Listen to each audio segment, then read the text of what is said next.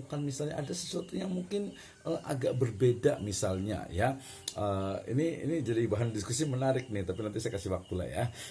Di Turki Utsmani itu ada satu tempat namanya itu Harim. Ya, mungkin udah pernah dengar nih. Kalau orang Empang tuh biasa bilang ini Harim Ana gitu ya. Harim Ana gitu. Padahal Harim itu adalah satu tempat yang digunakan oleh perempuan-perempuan atau bangsawan-bangsawan di masa Turki Utsmani, yang kemudian di sana itu dijaga oleh seorang Kasim. Mungkin ada yang tahu juga nih Kasim itu apa gitu ya. Biasa kalau yang suka nonton film Cina, oh Kasim itu adalah ini apa namanya, penasehat raja gitu ya.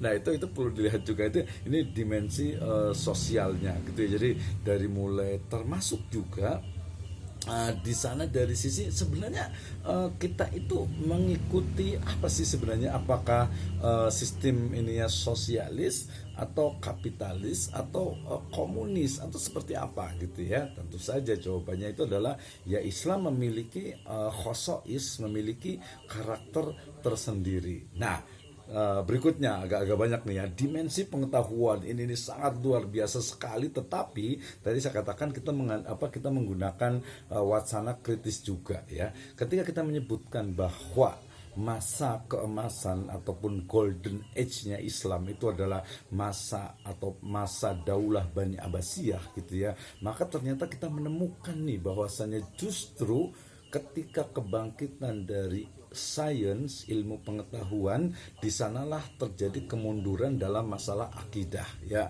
terutama nanti ketika penerjemahan dari berbagai ilmu ya yang berasal dari luar peradaban Islam gitu ya, misalnya dari Yunani, kemudian juga dari India, kemudian juga dari Persia.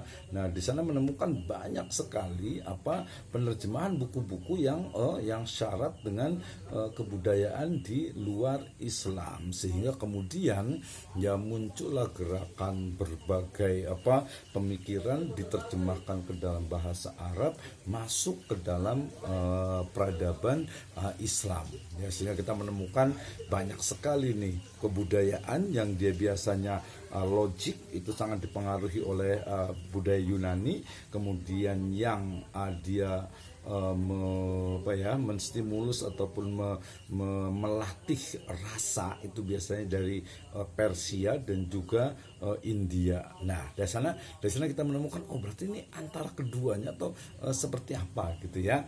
Ini dimensi pengetahuan ya. Jadi itu titik rawannya. Jadi satu sisi ini adalah kemajuan dari sebuah sains, ilmu pengetahuan gitu ya.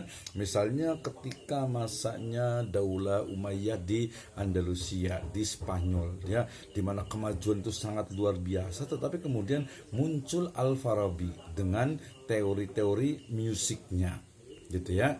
Bagaimana kemudian dikembangkan ya, bukan hanya sebagai hiburan tetapi menjadi sebuah peribadahan ya. Kemudian yang masih ada sampai sekarang ini yaitu tafsir dari Imam Al-Qurtubi, namanya Al-Qurtubi ya, Cordova ya, di Spanyol sana gitu ya.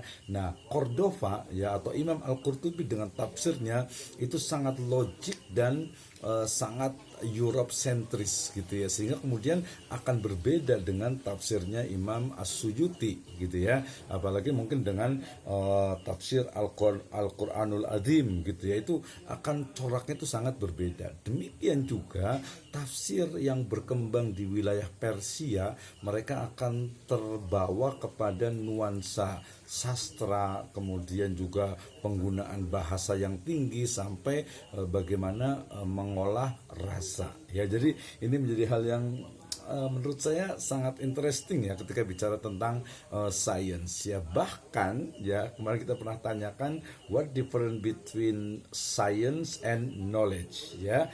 Nah, fi lughatul arabiyyah ma huwa au mal farq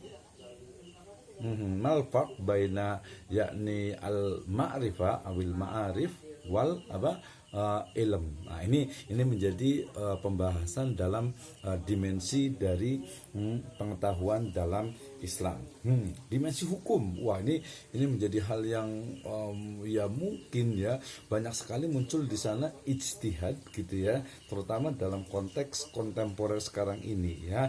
Kalau bicara tentang hukum yang muncul biasanya adalah apa? Adalah kisos, kemudian juga rajam, kemudian juga had.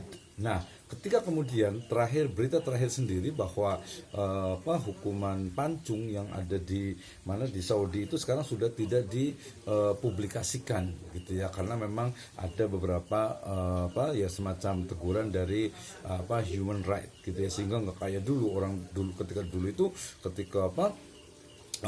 dipancung itu ya di depan masjid. Makanya ada di sana itu, di Madinah itu ada masjid kisos gitu ya, karena masjid itu khusus untuk mengkisos dan juga untuk memancung gitu ya para orang yang berbuat kesalahan gitu ya. Nah, tapi sekarang kemudian dia disembunyikan, dalam artian itu tidak dipublikasikan. Nah, dimensi hukum menurut saya kebetulan di Islamic law gitu ya, kita akan menemukan banyak sekali ya, bukan hanya hukum yang konteksnya itu adalah tekstual dan zahir, tetapi bahkan kajiannya sudah sampai kepada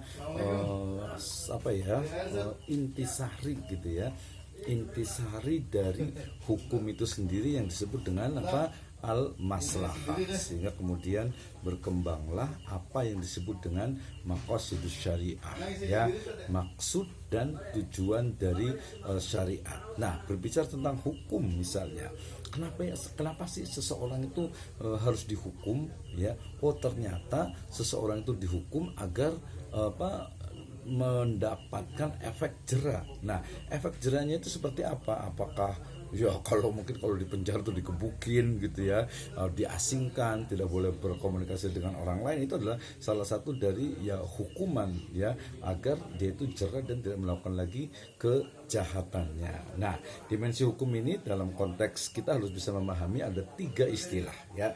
Yang pertama adalah asy-syariah, yang kedua adalah al-fiqh, wa al-thalis al-fatwa awil qanun ya. Kita bisa memahami yang pertama adalah syariah. Apa bedanya antara syariah dengan fikih? Kemudian kita mengenal yang ketiga yaitu qanun.